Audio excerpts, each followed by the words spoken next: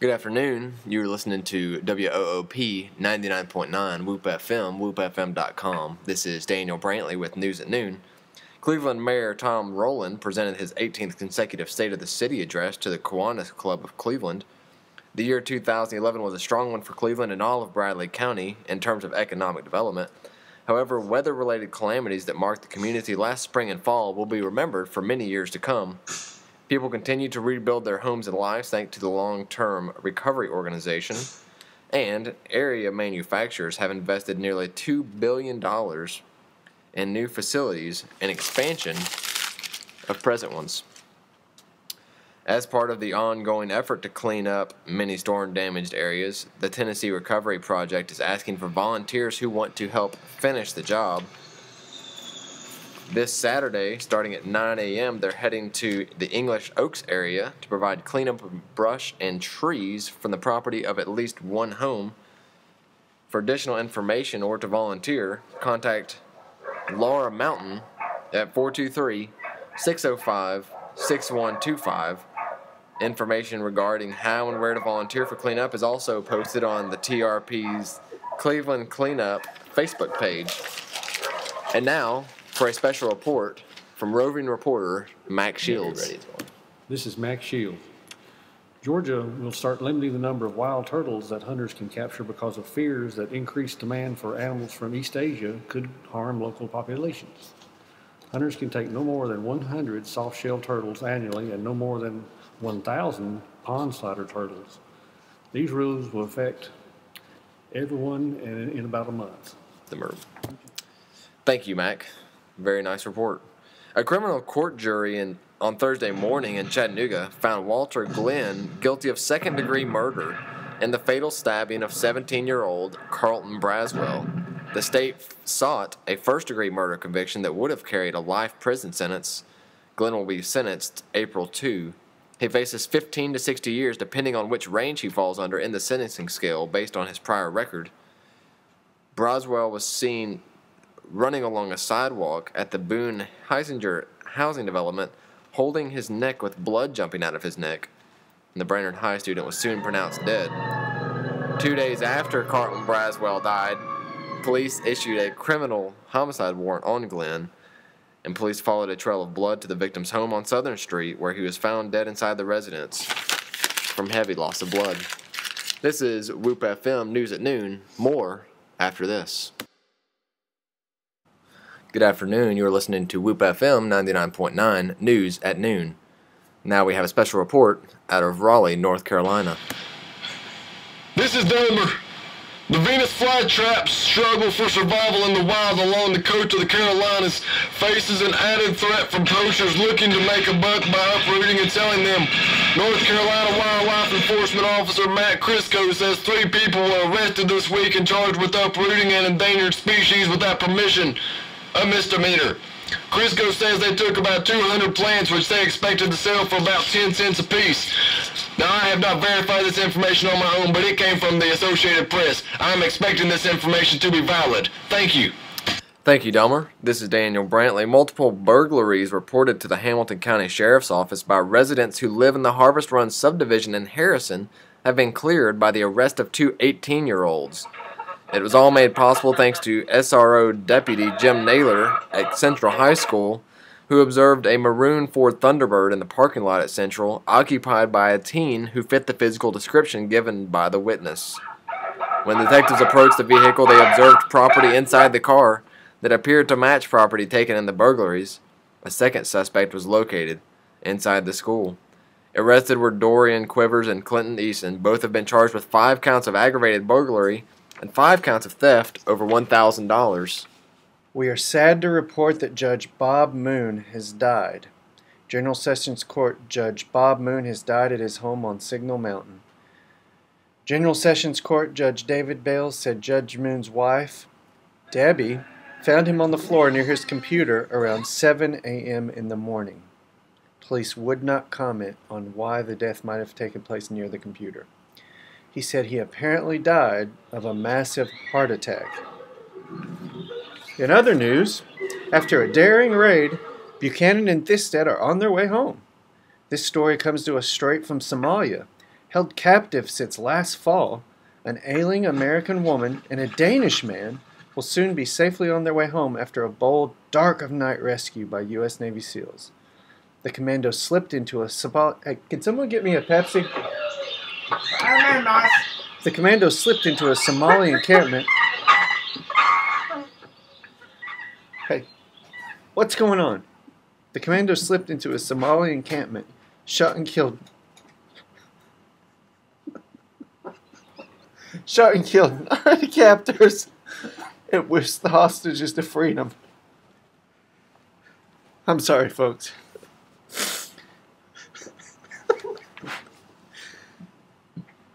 It was the second splashy SEAL Team 6 success in less than a year, following last May's killing of Osama bin Laden in Pakistan. One official said the SEALs parachuted from U.S. Air Force aircraft before moving on foot, apparently undetected. Hey, someone's got to shut the door. Sorry about that. All right, to the outdoor encampment where they found American Jessica Buchanan, 32 years old, and Paul Hagen Thisted, a 60-year-old Danish man who had been kidnapped in Somalia last fall by avid Madonna fans. Jessica Buchanan was a Lee University graduate and a major American Idol viewer.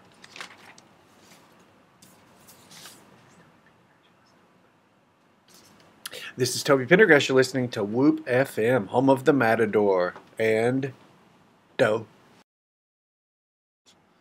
Good afternoon. You're listening to WOOP Whoop FM 99.9 News at Noon. Now, with another report from Max Shields. And we have a missing persons report that can be closed. Missing person Sarah Capps was located early Thursday morning at the Walmart on Gun Barrel Road after a citizen called in reporting she was asleep on the bench inside the store. Miss Capps has been reunited with her family, who were seeking help for her reported mental health issues. Thank you, Mac, for that good news. Always good to hear good news. And in more good news, Saudi Daisy and Cleveland advanced to the state mat duels. The Region 3 duels wrestling tournament produced pretty predictable results at Bradley's Jim Smitty Arena Thursday night. Second-ranked Saudi and third-ranked Cleveland both advanced the next weekend state duels tournament in Franklin.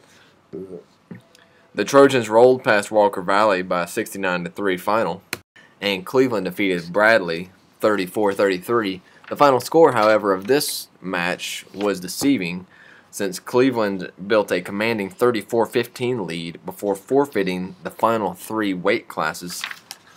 Cleveland coach Eric Phillips did this to avoid injuries to his wrestlers before going into the finals. And Cleveland coach and Bradley coach Ben Smith, while disappointed his team didn't win, was not disappointed in their effort. In other local sports, the Lee University Lady Flames basketball team posted their 20th victory of the season by defeating visiting Brno University out of Georgia. They defeated them 73-49. This win set up a key meeting with SSAC rival Shorter University on Saturday at 5. The Lady Flames are 12-0 in conference play. The number 7 Tennessee Ladies Vols basketball team got back on the winning track with a convincing 86-56 victory at Alabama. The Lady Vols improved to 15-5 overall with the 6-1 mark in the SEC. The Crimson Tide dropped to 10-11 and remained winless in the league at 0-7. The Lady Vols unveiled a new starting lineup for the game, which obviously proved successful. This is Toby Pendergrass with a special report. Breaking news out of Chattanooga. Investigators with the Chattanooga... I can't believe this. Investigators with the Chattanooga Police Department's robbery unit arrested Thomas Eugene Troutman again on Wednesday night for robbing several local businesses while wearing pantyhose over his face. He was charged with 7 counts of robbery, 7 counts of theft under $500, 1 count of aggravated burglary, 1 count of theft over $1,000, and 1 count of vandalism. I guess some people will never learn. In other breaking news, a sad story for the mother of Darlis Patterson. Her son's been arrested again for murder. The Chattanooga Police Department's fugitive unit arrested Darlis Wednesday night at 2219 East 26th Street Court. Patterson was wanted for the shooting of Derek Collins that occurred at 1900 Sharp Street on December 23rd. Boy, he's being held at the Hamilton County Jail on charges of attempted first-degree murder and aggravated assault, and we certainly ask that your prayers are with his mother and father, wherever in the world his father might be at this time. Darlis Patterson, again, arrested for murder. This is Toby Pendergrass, live on Whoop FM, home of Matador and Doe. All right. Good afternoon. You're listening to Whoop FM News at Noon. This is Daniel Brantley. In Huntington, Texas, a convicted killer has been executed for the abduction, rape, and strangulation of a 38-year-old woman 18 years ago. Now 38 years old, Rodrigo Hernandez received a lethal injection Thursday for killing Susan Verstegen. Her body was found dumped in a garbage barrel behind a San Antonio church. The 1994 slaying went unsolved for 8 years until Hernandez submitted a DNA sample that went into a national database and linked him to the body.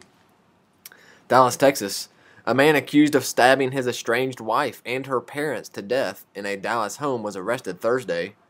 William Palmer confronted Danya Palmer outside her parents' home Thursday morning before following her inside and fatally stabbing all three. Palmer has been charged with capital murder and was being held on $1 million bail at the Dallas County Jail, where officials did not know if he had retained an attorney. Mexico City. 8 men were executed and left on the street early Thursday in downtown Monterrey in the latest outburst of violence to buffet the industrial northern city. Monterrey has been rocked by fighting between rival drug trafficking groups. And now a report out of Hollywood.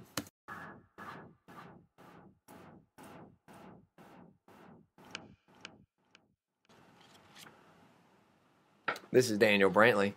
A desperate 39-year-old male missed a connection with a lady earlier this week in Rossville, Georgia. It says, came by your house today, Tuesday, and gave you a price on something.